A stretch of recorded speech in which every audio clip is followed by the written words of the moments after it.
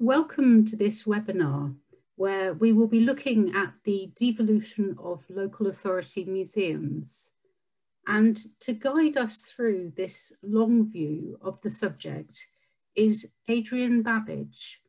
He's an independent scholar and someone who's been the leading authority in museum sector governance over the last 40 years. Adrian.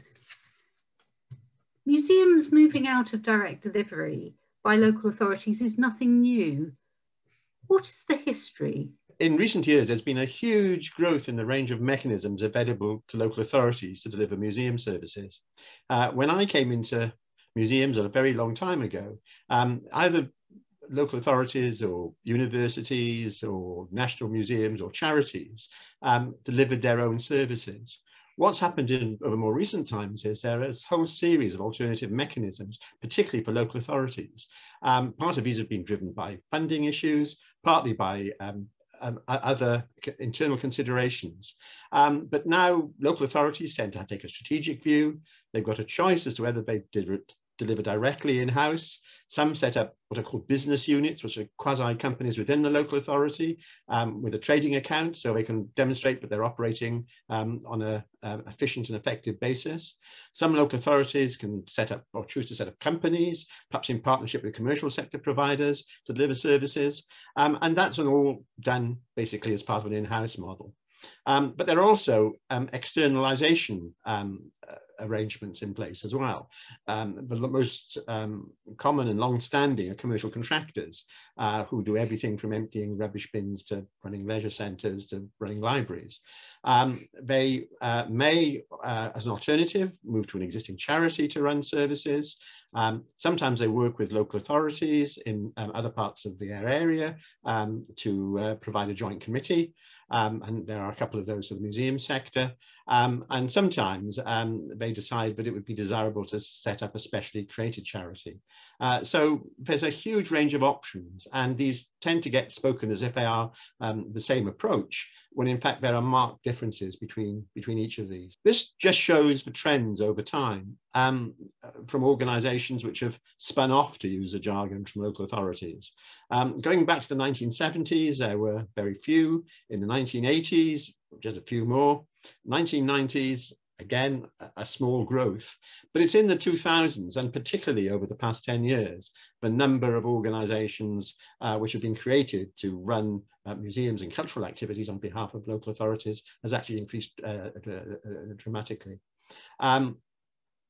Initially, 1970s and 80s, the main driver for trust status, as it was called, was the development of new projects.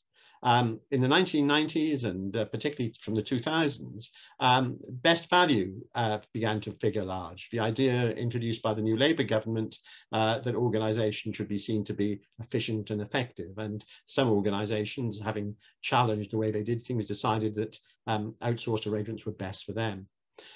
Since 2010, of course, there have been economic factors have been at the forefront of people's decisions, and most of the recent devolutions and other transfers out of local authority have been as a result of the financial problems which arose after the 2008 crash, and then subsequently towards the end of the period, the move out of austerity, but still with very little spare cash in local authorities. Initially, the moves were for museums only to go out, but then in more recent times, particularly in the 2000s and 2010s, there was a move towards combined culture trusts, leisure trusts, where museums were aggregated with theatres or leisure facilities, open spaces, parks, basically a replica of the sort of leisure department which existed previously in the local authority.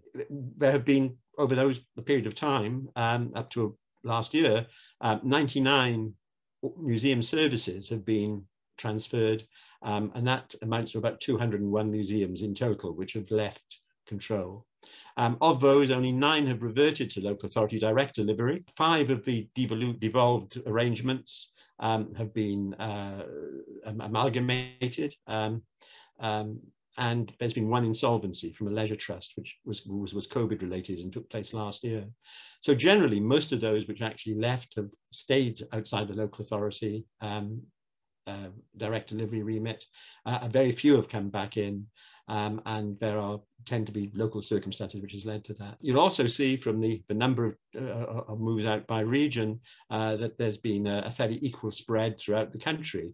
The big exception is probably Scotland, where the majority of Scottish local authorities have gone down this route, normally to leisure trusts, a move started by Glasgow City Council and then moved to Glasgow Life some years ago. But elsewhere in the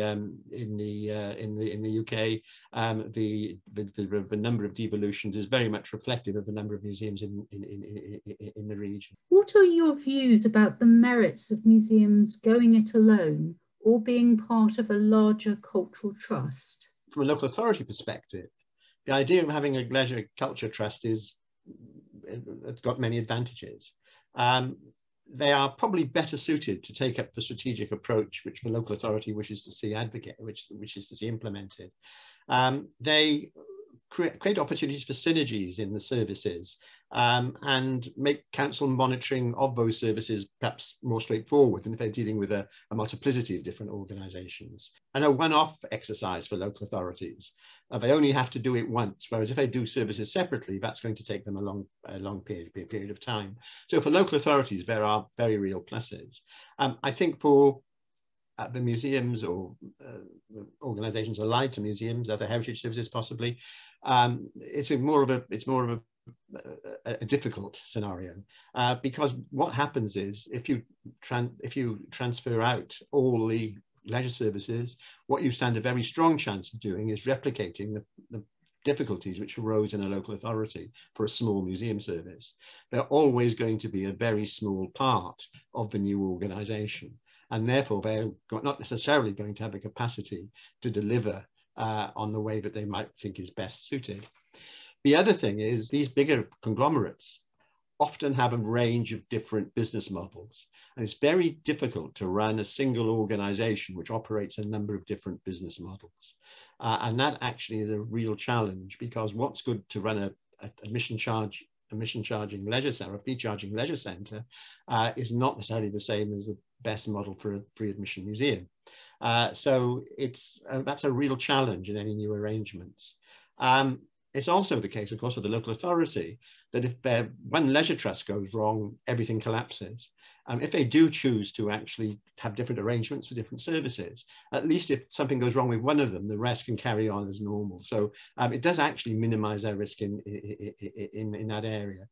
But whichever solution one comes up with, it seems to me that what you're looking for is something which can sort of energize them or re-energize a museum service, provide a stable direction of travel for future development, enable the museum to seek additional resources without it getting trapped in corporate mechanisms within the Leisure Culture Trust, and the ability to be as flexible as they can be in using the reduced resources which are usually available to the benefit of the museum. Do you prefer making separate arrangements for museums and galleries rather than being part of a culture or leisure organisation? I actually don't think there is a single right approach because things are going to differ from area to area, from circumstance to circumstance. What I think I would say is that in any arrangement that does get created, there needs to be a museum-specific business model at the heart of the museum's operations, not something which is compromised by other services within that leisure organisation. It should have the freedom to be fleet of foot and to seize opportunities. And one of the characteristics of moving outside of a local authority is that decision-making should be speeded up. And we would expect that, I think, to be appropriate to the museum service as well as any other parts of that authority. The other thing is the museum needs a positive identity of its own. So that it actually is not marketed as part of a conglomeration, many of which the Leisure Trust, dare I say, are branded with names which lack any sort of sparkle or are likely to entice the museum visitor at all. So I think that needs to be borne in mind. The other thing is, and it goes back to what I was saying about museums being very small beer in these new leisure cultural trusts, is that there's a huge risk of them becoming even more removed from the local authority than they were actually part of a local authority.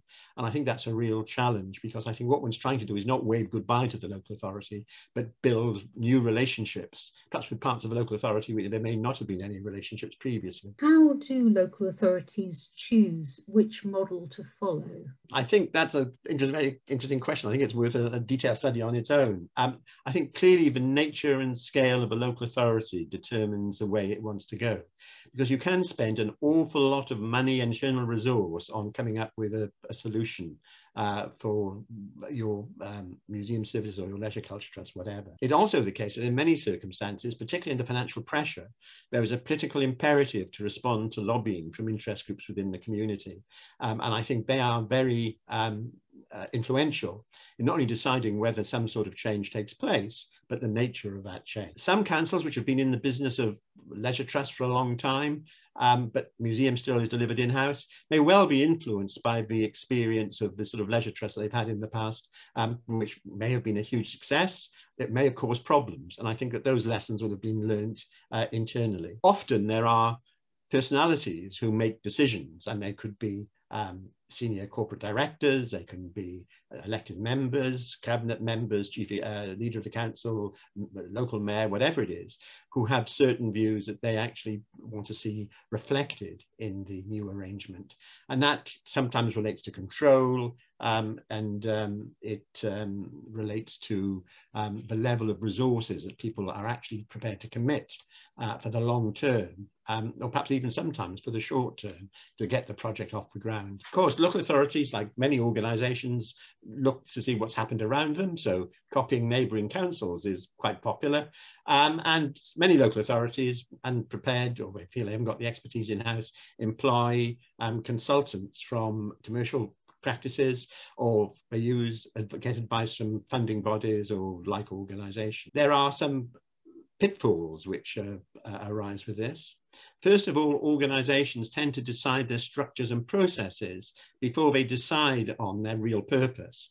And I think that one can't overemphasize the importance of having absolute clarity of purpose, so that the organisation knows where it's going and there's a common understanding on that purpose with the funding local authority. Often the people who get recruited to become the first trustees, or sometimes even the senior managers, are not necessarily the right people for the job. They'd be hugely able and experienced in other areas, but running a sort of quasi-commercial cultural enterprise may not necessarily be something they've had any direct experience of in the past. And their capacity to challenge management and provide a useful and helpful contribution to the organisation might be minimised. Some devolutions, some spin-offs have been compromised by local authority imposed business plans at the start.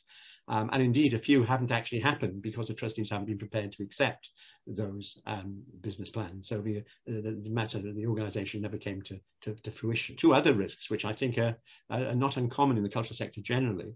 First of all, people's expectations are usually too high. You're going to get something better out of a change, hopefully, but it's not going to be exponentially greater than it's been previously. The best you can actually do is maintain a steady momentum and get some real improvements, but you're not going to change the world. And that attitude of sort of changing the world means that often decisions are taken not on the basis of effective business planning, but rather on the emotional needs of individuals. And they can be stakeholders, friends organizations, supporters clubs, enthusiastic elected members, senior managers in the museum service, whoever. But business planning is fundamental to getting the right thing, getting the right approach in place. Before we go on to look at the mechanics and processes, could you please explain some of the jargon that's used when we talk about hiving off museum services? Hiving off, of course, is a good example of jargon that's used. I've used spin-off as well as devolution. But devolution has a specific meaning, which I'll come on to in a minute. But there have been a series of changes over recent years which have encouraged local authorities to pursue perhaps a wider range of options they might have done 10 or 20 years ago. The first of these is asset transfer. And the purpose of asset transfer is to pass on local authority assets, normally buildings, at below market rate to enable community organisations, mainly voluntary organisations, to carry out activities for the community, for community benefit. These tend to be sort of long-term arrangements, starting off with some financial support and a shortish-term lease until the organisation proves itself, when in fact it leads ultimately to the transfer of the assets at a nominal cost to those organisations which have taken the operation over. Another set of jargon words: contracting and commissioning. Contracting is long-standing, and basically it's employing a commercial entity to deliver services for a council on the basis of a pre-agreed brief and specification, and the contractor is expected to deliver that specification. Commissioning is a bit like that, because what you do is you get a brief, and you're required as the body receiving the money to actually help the council deliver specified services in certain areas. Commissioning is coming in and it's replacing core funding and the more traditional forms of grant and aid for local organisations. And like contracting, it actually carries a series of risks. First of all, in the case of commissioning, the organisation which is carrying out or gets commissioning cash may not actually be driven by the same priorities, by the same agenda as that of the local authority. And you can get fallings out. And that's exacerbated by the fact that both in the case of commissioning and contracts, the periods for which the funding relates are relatively short periods. There's often a very high risk of non-renewal, and the commissioner has very low interest in the sustainability of the provider. It's virtually saying, if you don't do it, we'll get somebody else to do it. So it's not that sort of partnership arrangement that often gets talked about. You're talking about somebody who's actually buying a service which they actually want delivered. It's also the case that perhaps less true of commercial contracts, because they are far more hard-nosed about these things, that in fact there's an unequal measure of risk, with the risk being run by the provider organisation rather than the commissioning organisation. So anything goes wrong, it won't be the commissioner who suffers, it'll be the organisation carrying out the work. So I would think that organisations which follow any of those routes need to be very careful about the nature of the relationship they're letting themselves into. Another such word which is commonly bandied around these days are mutuals. These are organisations where in fact the workforce has a significant voice in the way it is run at the level of governance. There aren't any museum mutuals as yet. There are about 115, I think it is, mutuals in the public sector generally, across a whole range of different local authority services. But it does mean that the people who are actually governing it need to be a lot more business focused than I think many people in the museum sector actually want to be. They need to take personal responsibility if they're going to be represented in any number on the board. You've got to get enough people to sit on that board as well. So mutuals have not been popular, although they're heavily promoted by government. In the museums world, they haven't really taken off in any way at all. What has been the main piece of the main means of spin-offs over the years is what I've called devolution. And this is a long-term arrangement. So it contrasts with commissioning and contracts, because it's actually something which is not just thinking about 2 or 3 years ahead. It's actually thinking not just 5 years, but perhaps 10 years, 20 years, 30 years ahead. And it's a conscious decision by the local authority to delegate responsibility for its museum service or its cultural and leisure services to another organisation, with the prospect of that carrying on into the indefinite future. And therefore, what one needs to do is to actually strike a bargain. Although the council will retain the assets, buildings, collections in the case of museums and so on, it will be a situation where actual operating strategies will normally be taken by the body which is running the service henceforth. Now, there may be some safeguards for the council, and some councils really try and lever in a greater degree of control. The important thing to say is that to be devolved, I think, requires the organisation to be charitable, because that is embodying the level of public trust which one expects of a museum and perhaps other cultural services as well. It's also something which, if it's going to be for the long term, requires the governors, the trustees of the organisation to make themselves certain that they're not going to be left holding the baby. Now that's a big ask of some local authority. There was always, some local authorities chose a situation where they used companies, and all companies have members, and the local authority was the sole member, in the belief that somehow they could exert their council's wishes over the organisation to do what's best for the council. There's been recent court cases which actually have demonstrated that isn't tenable, and both members of a company and the trustees of a company have equal responsibility for always acting in the best interest of a charity. So therefore, it is really a proper partnership over the longer term. And many of those devolutions, which we saw in the earliest slide, which were set up in the 70s, 80s and 90s, have over the years demonstrated the capacity to have that dialogue between both organisations. And I think it's meant that the local authorities have got a good deal, as well as the organisations prospering as well. You'll understand at all of this that these terms, devolution, commissioning, contracting and so on, aren't legal terms or in any sense. They're all operational models. They're not the same as business models either, because they are very much different around the audience offer in terms of price, convenience and quality. So they are means of governance, not a means of delivery. There seems to be a huge amount of confusion about governance types.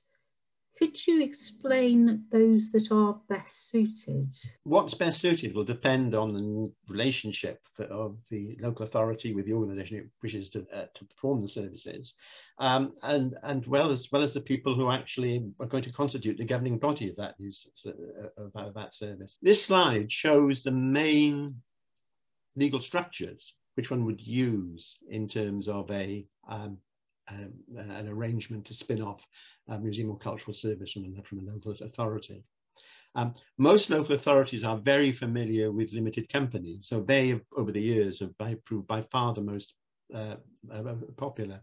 They're also very, very flexible structures, and they can become charitable. And the members of those organisations have got limited liability, and there's an asset lock on those assets which the organisation owns in its own right. They can be company limited by shares or by guarantee. A guarantee means that the members guarantee up to a nominal sum in the case of insolvency, and in shares, it's the value of the shares issued, which is the limit of liability. There are very few museums which are operated by company limited by shares, but there are some, and they reflect different the local circumstances. Where you do find companies limited by shares are as trading subsidiaries of charitable entities, whether they're companies or unincorporated charities. The community interest company, which is next on the list, is basically the same legal format as a limited company, but it's got a definition of which requires the organisation to operate for community benefit, and all its assets are included in what's called an asset log, which means they can only be used for that benefit. It's got the benefit for individuals, and particularly things like mutuals, for example, or indeed if you've got somebody who wants to contract to run a museum service, that the directors of the company can actually be remunerated by the organisation, by the company, and they can also receive dividends up to a ceiling. What's important to say is, and this is often not understood, CICs can never be charities, and this means that they get none of the financial and fiscal benefits which accrue to charities. So they operate on exactly the same basis as any commercial business, albeit their purpose is for community and there's an asset lock. However, that community benefit isn't, as it would be with a charity, limited to, say, museum or cultural activities. If there was a community interest company which ran a museum, and it decided it didn't want to run a museum anymore, but wanted to convert the premises to use as a community public house or a community shop, they could do that, and they could apply the assets of them, which were used for museum purposes, for that purpose. And there's been a good example of an organization, for example, which was set up to provide community energy, which is now a component company of a large public limited company. So they aren't like charities, which charities have a finite life to deliver their purpose. And when it is to deliver that purpose for public benefit in the way that's required by charity law, they have to be wound up. CICs can have their business interests transferred way beyond the purposes which they may originally have been established. Industrial and provident societies, these are very similar to community interest companies. They're basically there to serve members' interests, and therefore they are not for broader public benefit, and so they can't be charitable. There is a form of industrial and provident society, though, which isn't a cooperative, and that's called a community benefit society. And this is basically an organization which is very, very similar to a charity. There are about half a dozen accredited museums in the UK, I think, which are run as community benefit societies, but it's a far more cumbersome arrangement. It's not regulated by the Charity Commission, it's regulated by the Financial Conduct Authority. So it's a bit of a variant to normal practice, and if there's not a specific reason why you need to have one of these, possibly they're best avoided. What's become most common for charities generally, though less so for devolved charities, where local authorities are moving their museums to charitable organizations, is the CIO, or Charitable Incorporated Organization. This is not a long-standing organizational structure or legal structure like companies limited by shares or guarantee. It's only been on the books since 2012. But it's very similar to a company. Like company charities, they can have association models, where in fact they have a membership who vote and elect at general meetings, or they can be run solely by trustees, the so-called foundation model. Again, like companies, members can either have no liability or limited liability. When they are wound up, if they are wound up, the assets can only be distributed to other organizations which are charitable.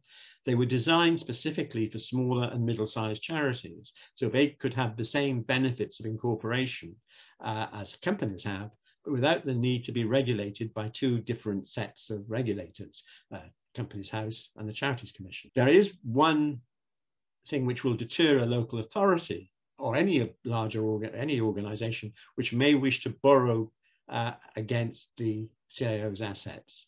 And that's the fact that there is no public record of charges on CIO property, on charity property.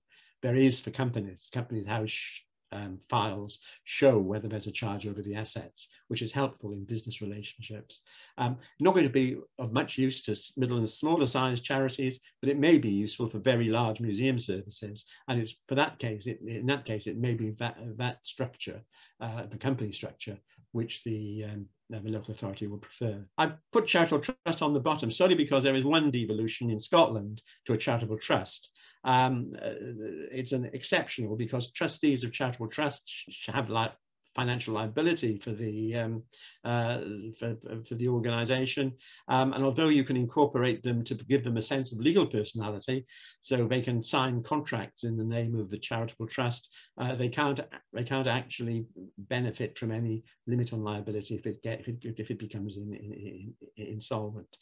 So that's not a recommended model under any circumstances. I think most organizations will think about, if they're of any size, will think about the limited liability company, company limited by guarantee, and the other obvious alternative is a charitable incorporated organization. And that would be particularly the case where a local authority is perhaps being encouraged by a supporters organization, local history society, friends organization, or so on. And in fact, the staffing levels of an institution are quite small. If you're going to have anything of any scale or substance, then probably a company is still going to be the best bet for the longer term. You say that there's no single template for moving museums outside of local authorities. Are there characteristics that make a successful outcome more likely? I think the most important thing is that there's and I think I've referred to it before, is the common understanding that between the council and the governing body of the new organisation about what is expected on the part of both entities. What you're doing in effect is striking a bargain. You're saying, we'll do this for you if you do this for us. So it's a negotiation. It's not a case of a local authority giving something away out of largesse. They're getting value out of it in the same way as the trustees who are unpaid will be giving up their time and effort to take it over. It'll be a slightly different scenario, of course, if it's not a situation where the trustees are unpaid and it's a commercial enterprise, whether it's a commercial contract or whether it's a CIC arrangement or something like that. I think that's really quite important, because that understanding, and indeed the perpetuation of that understanding, is continued remembrance in the corporate memories, both of council and the museum organisation, are absolutely important. It's also important that both sets of organisations, local authorities and the museum, understand their respective obligations. They understand that they have to act in the best interest of a charity, and that charity law is the primary driver of the relationship between both. The local authority, due to a change in political structure or change of personality, can't unilaterally come along and decide to change the basic rules under which charities operate. It follows from that that you need the right people. You need the right people both on the client side in the council. You also need the right people to be the trustees, the governors of a new organisation. You need board members. You need the right management and indeed the right advice and expert assistance at different stages of the transfer. Good communication is vital. Open and transparent dialogue, both internally within the museum or cultural organisation and with the local authority, is important, because otherwise staff particularly will feel that there's deals being done which aren't in their interest. And it's important to demonstrate, but in fact the move which takes place is in everybody's interest. And that even-handedness between all the stakeholders, internal and external, is absolutely critical. I think there's a couple of things one thing which actually perhaps doesn't help, and that's where you over-rely on external consultants or advisors who may have had other experience, but like business planning, if it's not designed or specified within the organizations which are going through the process, the chances of it sticking are really pretty remote. You can't buy in a good business plan in the same way as you can't buy in a new set of transfer documents and a constitution for the new organization. It requires dialogue and mutual understanding. And all of that is a key part of striking the right bargain. I mentioned just a minute ago business planning, absolutely pivotal to the new organization. Business planning is still a bit of a black art in the museum sector. Good business plans are still pretty hard to find. And yet, I mean, we've seen lots of business plans which have got a lot of words, but of course, when you start going out and you have to pay your own way in the world, business plans need numbers as well. And many people actually find those numbers really quite daunting. And that's a real challenge. But it's worth remembering that during if all this gets done in that sort of way during the transition period, there's absolutely no guarantee it's going to carry on into the future. And a new chair or a new board or a new local authority composition or whatever can actually wreck what was fundamentally a very strong arrangement on transfer. The longer it goes on and the more distant the organisation seems to be from the local authority, and possibly the more successful it is, the greater the risk of there being a sort of breakdown in relationships in the future. Thank you, Adrian. You haven't mentioned money. No, I mean, I tend to think that money is secondary as opposed to people, but money I think is important, but I think one has to remember that a high quality board isn't going to take over any sort of service if it feels it's actually financially weak or is exposing them to reputational risks or liabilities further away down the road. I think the experience is that because the boards taking over are quite strong on this, that in the case of single purpose museum trusts in particular, they do achieve financial benefits on both sides, whilst at the same time they increase activity. This slide shows 4 different scenarios, 4 different organizations, single-purpose museum organizations, which have left the local authority. And it shows their financial position as a sort of thumbnail for the 5 years before transfer and the 5 years after. The one in the top left-hand corner, you can see how the gross income of the organisation has risen dramatically since it left council control, but the council grant has remained steady, possibly as a result of a local authority recognising the achievements of the organisation and not wishing to compromise its future success. The next one, the one on the top right, shows an organisation which has seen a fairly massive drop in council grant in the period up to transfer.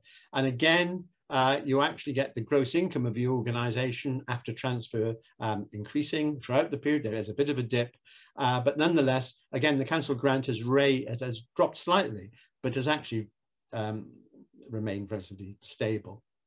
Bottom left-hand corner, a situation where, again, income has risen, and the actual council grant has reflected that way down the line. And then finally, bottom right-hand corner, you've got a situation where the gross income goes up. Again, council grant remains relatively steady. Now, what are the reasons behind this? I should say that none of these have been influenced by major HLF projects, or I should say these days, major National Lottery Heritage Fund projects. They also have had no major changes or activities taking place internally. So these are organisations which are running on what I'd call a sort of stable state basis. So it's an example about how initially there clearly was a strong funding agreement which councils were tied into. And because it's 5 years after launch, that's been renewed. These are authorities who clearly recognise the benefits that come out of the arrangement and are going to actually carry it on. I mentioned earlier on there have only been sort of 9 reversions. So most of the organisations which have gone out have managed to sustain themselves, sometimes for periods as long as 30 or 40 years. So I think that there's some positive messages from these. And I think looking at the experience of organisations, and I say none of these either became NPOs or anything like that. They were all smaller scale organisations and might be NPOs. It demonstrates that there is some mileage in this model, but there is a challenge as well. This is the long-term funding challenge. What we have on this slide is a 40-year horizon. Most museum grants, the financial support they get from the local authority, increased by inflation. Now, over the past 40 years, the economy has grown more than inflation, and that's partly due to higher earnings and other changes in the economy. So if you're only keeping up with inflation, you're actually falling behind what the rest of the economy is doing. And that's reflected in this gap between what you get in a perfect world with a local authority which pays you inflation-proof awards each year and what you might expect to really need in order to maintain the same level of activity that you had when the organisation started out. Now, some organisations which have started in the 1970s and 80s are heading towards that 40-year horizon. And they're probably somewhere between the orange and blue line. I'm not aware of any who've actually made it up to the blue line, but they are there somewhere in between normally. And yet that's the challenge which the trustees of the new organisation and the council need to recognise that there is going to be a funding gap which needs to be filled by other sources. Now, part of that can be filled by active fundraising, increasing income from whether it's admission charges or other fees or anything like that. But what's tended to happen in many cases is that it's actually been a focus on reducing costs. And many of those costs actually have related to things like employee benefits, whether in terms of pension schemes or whether in terms of rate or pay for the job. And they've declined throughout the museum sector over the past 40 years because the public sector is very much linked to inflation pay awards and inflation growth rather than growth in the economy. So it's not a unique situation that these museums find themselves in, but it's one which people need to be aware of, because there is a substantial challenge reflected in this. One of the real issues is that neither local authorities nor the organisations, such as these come into existence, actually take a really long-term view. Stepping back from the finance, what are the major pitfalls to be avoided? I think, first of all, there are organisations which have gone through a process without adequate documentation and a very poor suite of legal documents between them. So with a lack of clarity about what's expected from both parties in the longer term. That's really important, that if you're going to do a transfer, you do it well. And there is an issue about getting the right advice. If you're a small local authority, even a large local authority possibly, you may not have in your team, in the legal department, a lawyer who really understands charity law. And I think it's really vital that you need that level of expertise to design something which is specific to the needs of the local of local circumstances. I think I've mentioned already the lack of partnership and the bargain getting forgotten about. So I will say no more about that, but I will actually say there is also a challenge, particularly in the case of leisure trusts, of shoehorning museums into unsuitable arrangements, either because it's a conglomerate organisation and it's got primary interests elsewhere, or indeed that somebody's gone to see another museum trust somewhere else and they copy it religiously. And there are fundamental differences in the circumstances of both organisations. There is a pitfall in, over time, the growth of a two-tier workforce.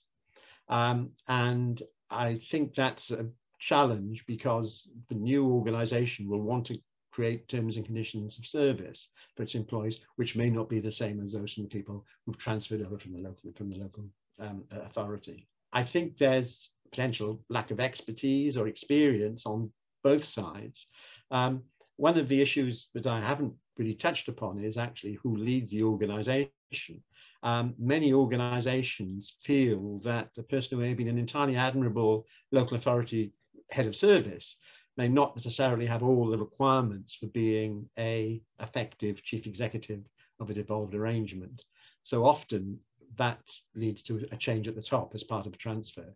It's important that all these changes are actually anticipated before the event. What you don't want to do is to throw a newly fledged organisation into a state of upheaval because of changes which its board has made.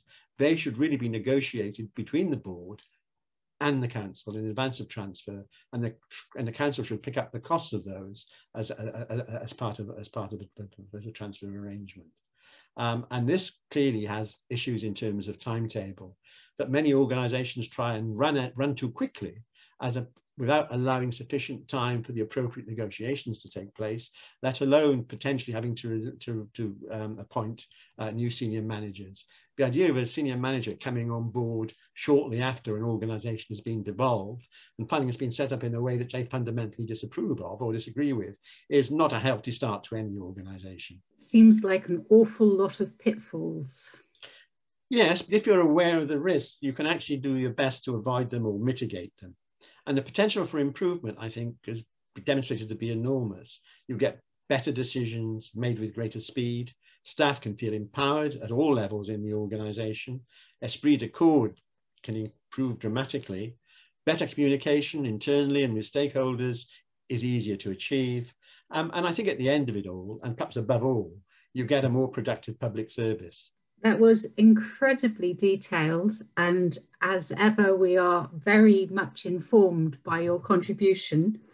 We really appreciate your insights on this subject. At this stage, it really just leaves me to say thank you so much, Adrian. That was absolutely fantastic.